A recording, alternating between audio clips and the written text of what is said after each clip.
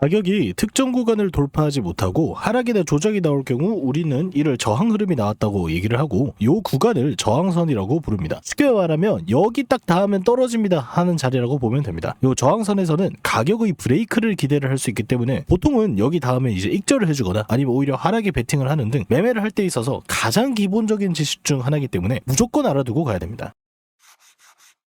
저항선에는 정말 많은 종류들이 있지만 우선은 직관적이고 꼭 알아둬야 되는 저항선 먼저 보고 가도록 하겠습니다. 첫 번째는 저항선 하면 생각나는 가장 일반적인 저항선, 이런 식으로 고점끼리 이었을 때 발생하는 저항 라인입니다. 그냥 간단하게 고점 두 개를 이으면 돼요. 여기서 이었을 때 딱 나오는 선에 가격이 이렇게 닿아줬을 때 하락을 한다, 이렇게 보시면 됩니다. 가장 직관적인 저항선이지만 실제로 실전에서 사용하기에는 이래저래 애로사항이 있는 저항선이라 참고 정도로만 사용을 하고 있습니다.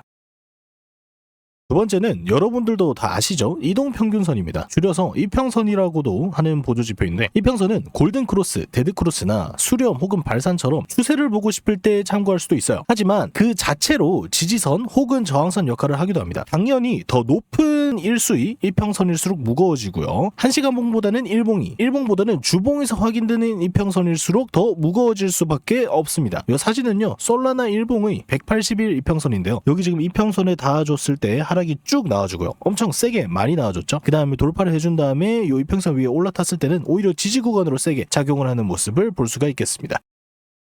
자, 세 번째로 볼 저항선인데 단순하게 정고점 라인을 저항 라인으로 볼 수 있어요. 한번 이렇게 추세가 꺾여줬던 자리 있잖아요. 이런 자리에 나중에 다시 닿아주게 되면 어떻게 된다? 이전의 흐름을 이어가주는 경우가 많습니다. 참고로 정고점에서 급락이 세고 가파르게 나와주면 나와줄수록 나중에 이 구간에 다시 닿았을 때 저항받을 확률이 높아집니다.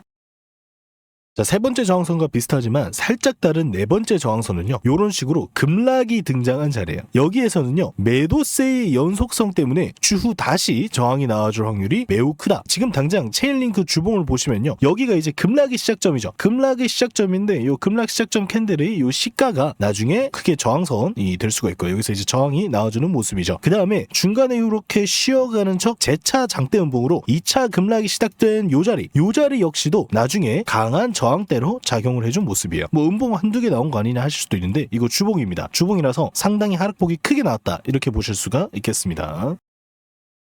마지막은 지지와 저항, 피봇에 대해서 한번 알아볼게요. 이 피봇이 뭐냐 하면은 쉽게 말해서 전환 정도로 이해하면 되는데, 이게 무슨 말이냐? 자, 과거에 지지가 나와줬던 요런 구간 있죠. 지지가 나와줬던 요런 구간들이 만약에 이게 나중에 뚫리게 되면 어떤 일이 일어나냐면 오히려 저항 구간으로 변모를 하게 되는데, 이 과정을 우리는 피봇이 일어났다, SL 플립이 일어났다, 이렇게 말을 합니다. 어렵게 들릴 수 있겠지만 쉽게 얘기해서 그냥 뚫린 지지는 저항이 되고요, 뚫린 이렇게 지지 라인이 나중에 더 저항으로 변모한 모습.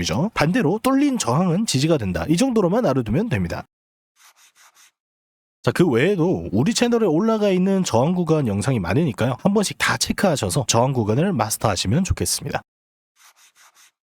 그러면 이제 무거운 저항 구간을 찾는 법을 한번 알아볼게요. 그 자체로 무거운 저항 구간도 존재합니다. 예를 들면 아까 말씀드렸던 오더블럭이라던가 무거운 이평선 등이 그렇겠지만, 그저 그런 저항 구간이라도 겹쳐서 나온다면 무겁게 작용할 가능성이 높아집니다. 그래서 매매 성공률을 높이게 싶으면은 겹치는 구간을 찾아야 돼요. 보시면 여기서 이렇게 지지가 나와준 모습이죠. 그런데 여기를 뚫어줬어요. 그럼 나중에 이거 어떻게 된다고요? 피봇이 일어난 거예요. 지지 구간이 저항 구간으로 변환이 된 거예요. 자, 그래서 여기서 저항이 나와주게 되죠. 그런데 여기서 보시면은 급락도 동시에 나와줬습니다. 그죠? 자, 여기가 이제 급락이 시작된 자리이자 과거에 지지였다가 저항으로 변모한 자리인 거예요. 그러면 그 두 자리가 겹치는 자리는 어떻게 된다? 무거운 저항으로 변모를 하게 되는 겁니다. 자, 그래서 나중에 올라왔을 때 여기 닿아줬을 때도 계속해서 하락폭이 세게 나오는 모습을 확인할 수가 있다. 그죠?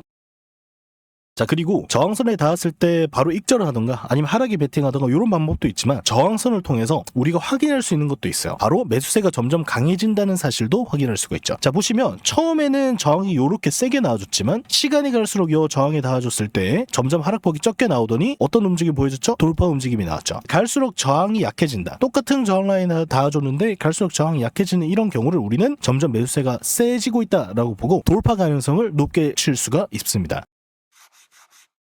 자, 예시를 한번 보고 갈 텐데 비트코인 일봉이에요. 그런데 여기서 우리가 뭘 확인할 수가 있죠? 과거에 요 자리가 지지가 꾸준히 나와줬던 자리다, 그죠? 여기서 지지가 한 번 나와주고 두 번 나와줬지만 결국 이탈했어요. 그럼 이 자리는 어떻게 되겠습니까? 저항 라인으로 변모하겠죠. 그런데 요 자리 뭐죠? 급락이 시작된 자리라는 거죠. 자, 원래 여기가 지지가 나오는 자리였다가 저항으로 변모했어요. 그런데 여기가 공교롭게도 급락이 나오는 자리랑 겹치게 됐습니다. 그럼 나중에 비트코인이 이렇게 올라오게 되더라도 여기서 맞고 또 떨어질 수밖에 없는 거죠. 겹치는 자리이기 때문에 하락할 확률도 2배 높아졌다라고 보시면 되겠습니다.